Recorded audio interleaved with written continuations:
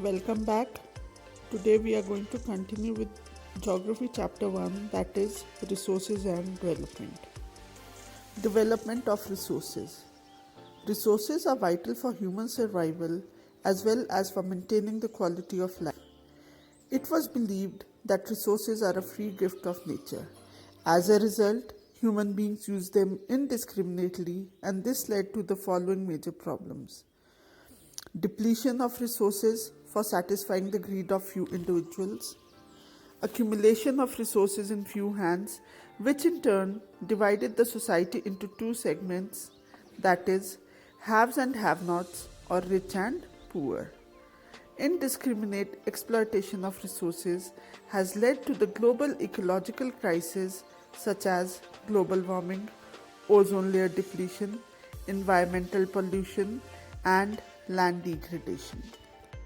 Let us discuss what is resource planning. Resource planning is the accepted strategy for judicious use of resources. It is necessary to minimize the above three problems of depletion, accumulation, and global ecological crisis, for an equitable distribution of resources, for a sustained quality of life and global peace. Present continuous of resources depletion by a few individuals and countries, the future of our planet is in danger. It is essential for sustainable existence of all forms of life.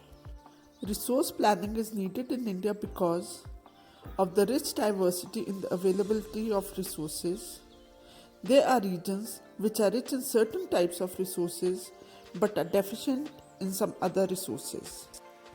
There are some regions which can be considered self-sufficient in terms of the availability of resources, and there are some other regions which have acute shortage of some vital resources. Resource planning in India involves three steps: identification and inventory of resources across the regions of the country.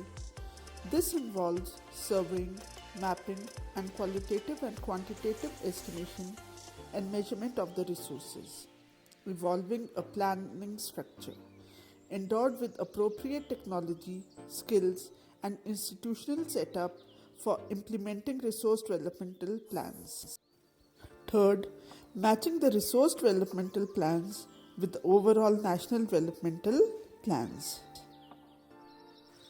Soil is the most important renewable natural resource. It is a medium of plant growth and supports different types of living organisms on the earth. On the basis of the factors responsible for soil formation, color, thickness, texture, age, chemical and physical properties, the soils of India can be classified into different types. Alluvial soils. This is the most widely spread and important soil. In fact, the entire northern plains are made of alluvial soils. They have been deposited by the three important Himalayan rivers, the Indus, the Ganga, and the Brahmaputra. According to the age, alluvial soils can be classified as Old Alluvial, Bhangar, and New Alluvial, Khadar. The Bhangar soil has higher concentration of kankar nodules than the Khadar. It has more fine particles and more fertile than the Bhangar. These soils are rich in mineral contents such as potash and phosphoric acid. The northern plains are made up of alluvial soils. Alluvial soil extends in Rajasthan and Gujarat through a narrow corridor. Alluvial soil is also found in the eastern coastal plains, particularly in the deltas of the Mahanadi, the Godavari, the Krishna, and the Kaveri rivers. Black soil have been derived from the weathered lava of the Deccan Trap. These soils are clayed, deep, and impermeable. Black soil develops cracks in the hot dry season. It is rich in soil nutrients such as calcium carbonate, magnesium, potash, and lime. These soils are generally poor in phosphoric contents.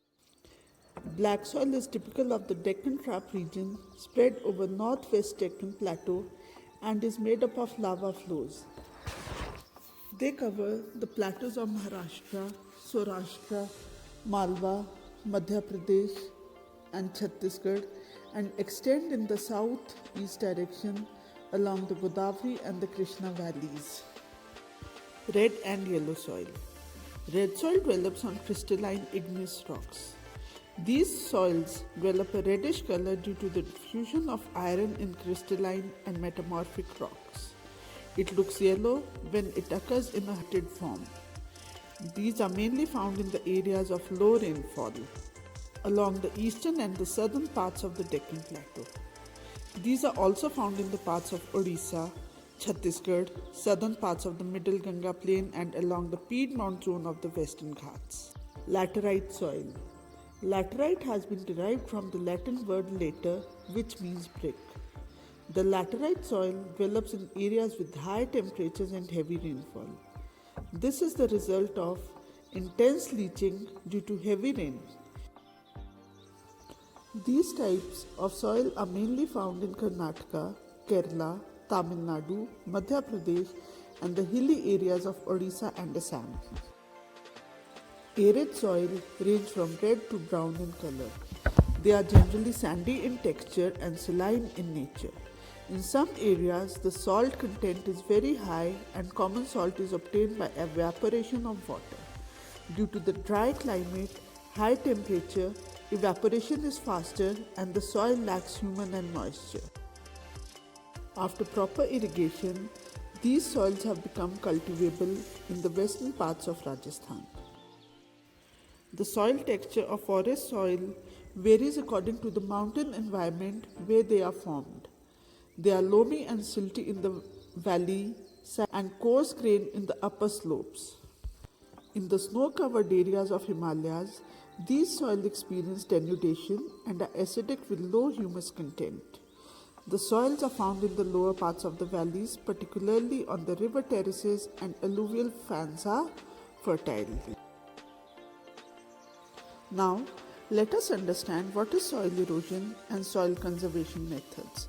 The denudation of the soil cover and the subsequent washing down is described as soil erosion. The running water cuts through the clayey soil and make deep channels at gullies. The land becomes unfit for cultivation and is known as bad land.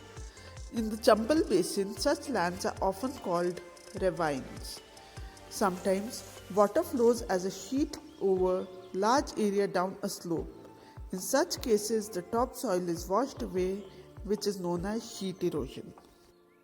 The soil conservation measures are counterplowing, reduces the flow of water and prevents soil erosion. In hilly areas, terrace farming should be followed. Strip farming also helps to reduce the force of winds. Shelter belts of plants around the fields reduce soil erosion. Afforestation should be practiced on a large scale and deforestation should be stopped. Overgrazing by animals should also be avoided. With this, I finish the chapter. Thank you. Have a great day ahead.